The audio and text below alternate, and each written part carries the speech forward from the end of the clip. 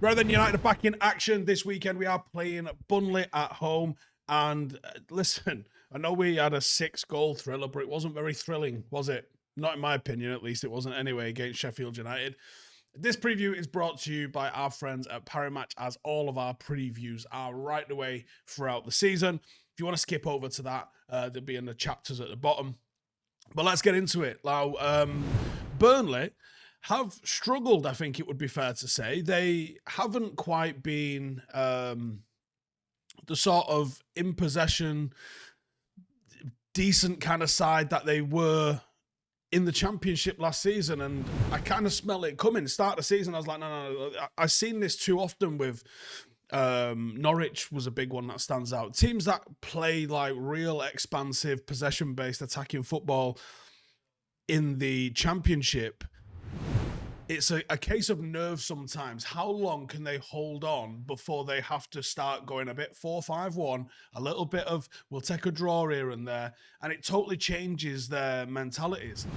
I think the teams that are able to maybe mix it up, like we've seen with Brentford, they can go a bit direct at times. They can be really good on the counter because you're just not going to have the players that are capable of doing what you want to the level that you want in the Premier League. You know, can you adapt to what your new environment is? And if you can, I think you can go on and be successful with that.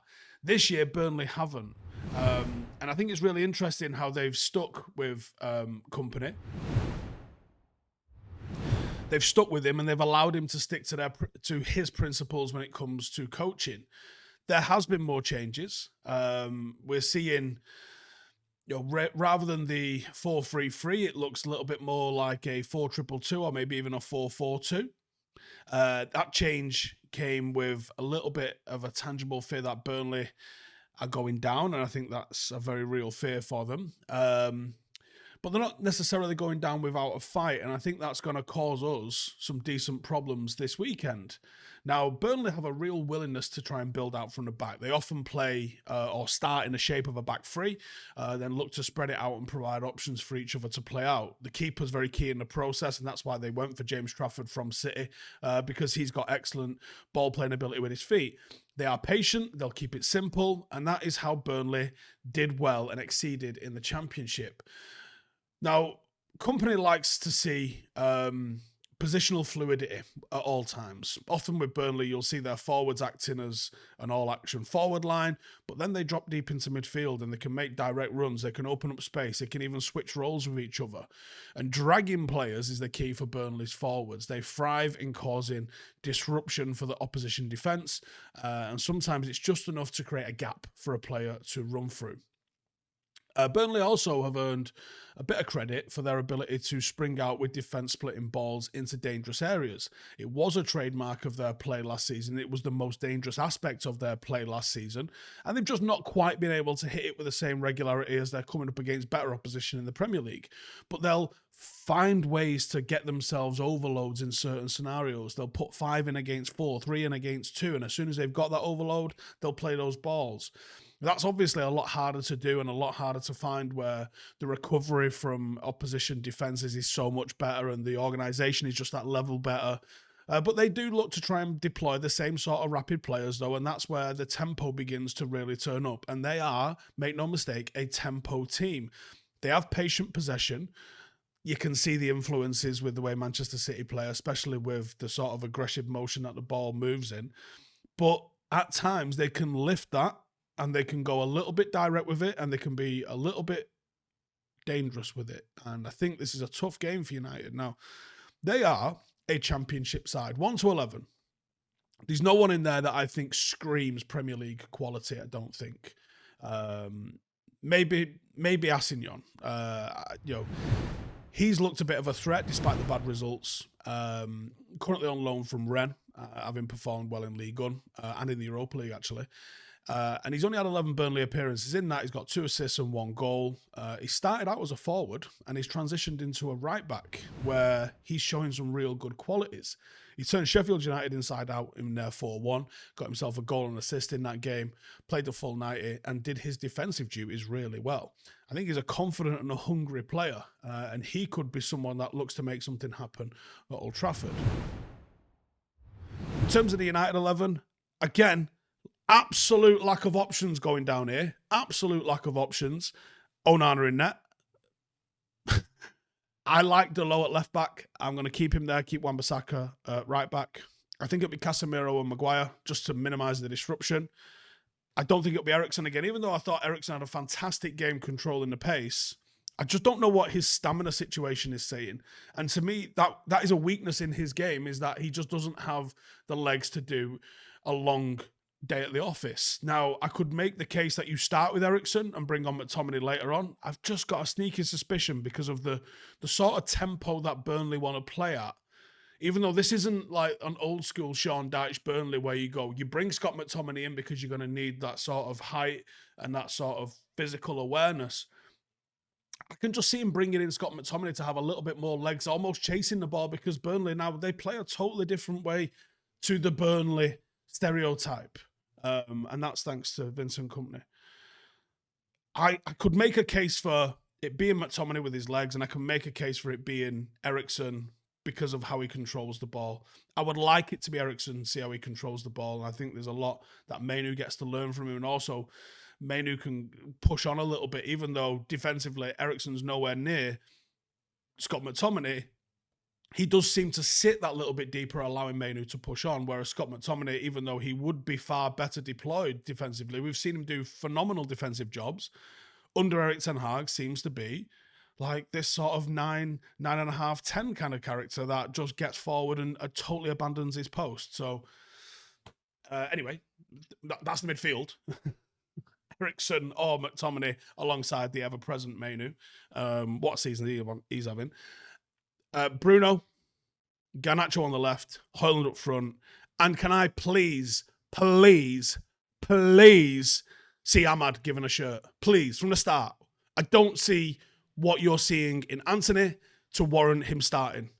I really don't. And when Ahmad comes on, I'm liking what I see. I see an intelligent footballer that's looking to bring others into the game, sometimes looking at beat a man, but he holds the ball real nice.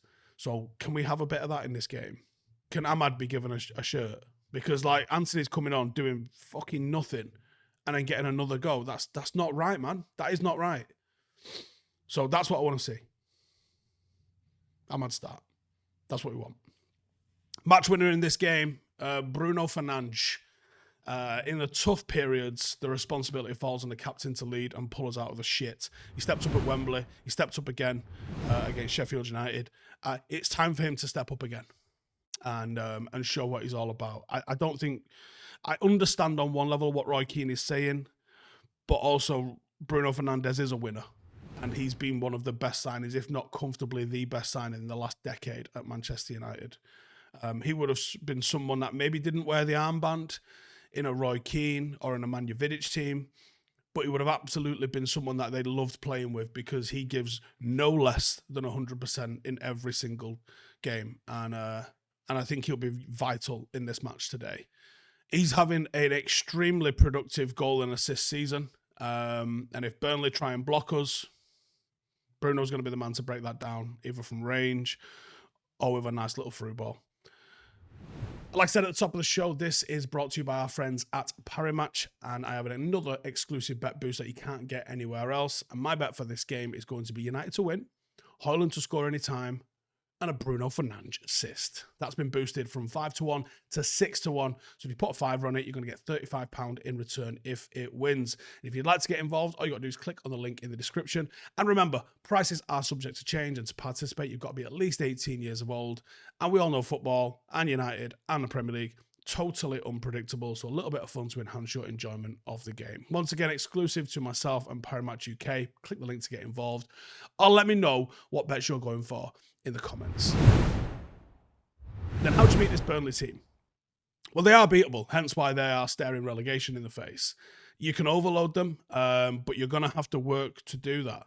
If you overload them, keep the passing accurate, you're going to force them into making a mistake, because the tempo of a good United team is higher than a tempo that Burnley can put out. And when the tempo's too high, you make mistakes, and that is where we're going to break them. And rather than us making the mistakes, let's force the opposition into making them. Second thing is concentration, because the lapses in concentration, we allowed Sheffield United to go ahead twice. We can't do that against Burnley.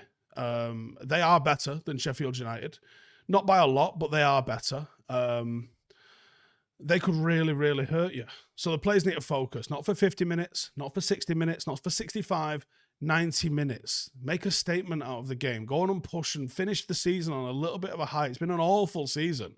Let's finish it with some positivity. Finish the league as strong as you can. Win every single game and then go win the FA Cup. And it'll feel totally different to how it's felt at different points. You're not probably going to make the Champions League, but you have to look like a team that wants to be in the Champions League. You know, if we're not concentrating here, you might as well just fuck it off and just decide that we're a Europa Conference team. And we're not, because Manchester United are not a Europa Conference team, are we? Anyway, that's my thoughts. Let me know yours. See you in the next one. Laters.